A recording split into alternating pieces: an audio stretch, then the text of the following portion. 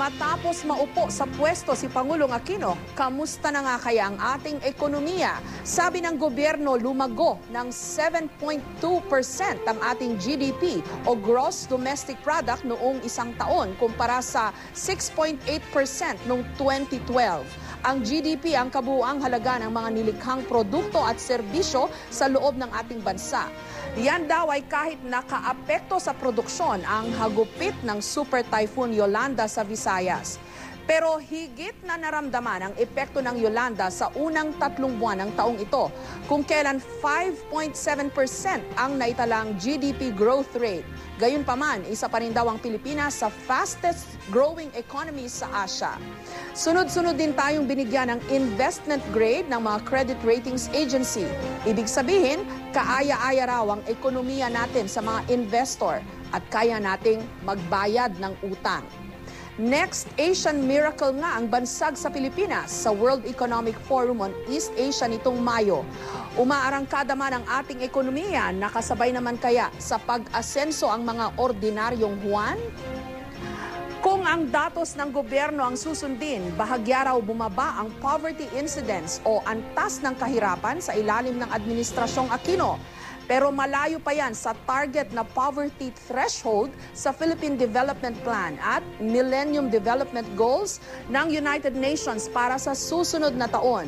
Ang ipinagmamalaki namang Conditional Cash Transfer Program ng gobyerno, pantay-pantay bang nakararating sa mga poorest of the poor?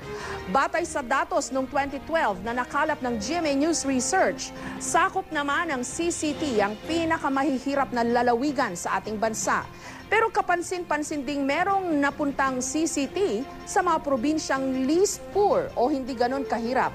Mas malaki pa nga ang nakuha nilang tulong gaya sa Benguet, Ilocos Norte at maging dito sa Metro Manila.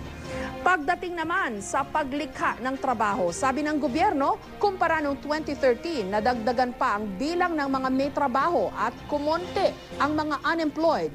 Pero maganda ba naman ang kalidad ng trabaho? Ayon sa Asian Development Bank o ADB, 40% ng ating workforce ay nasa informal sector. Karamihan din o mahigit 32% pawang mga laborer at unskilled worker. Halos 5% lang ang mga profesional, kaya hindi na nakapagtatakang umaangal pa rin ang mga ordinaryong Pinoy sa hirap ng buhay. Sabayan pa ng tumataas na presyo ng mga bilihin. Hindi nga ba't kamakailan lang biglang sumipa ang presyo ng commercial rice at pati na ng bawang. Idagdag pa ang presyo ng mga produktong petrolyo. Kaya kung noong isang taon, bumagal ang average headline inflation rate o paggalaw ng presyo ng mga pangunahing produkto, ngayong hindi pa tapos ang 2014, malikot na naman ang presyuhan.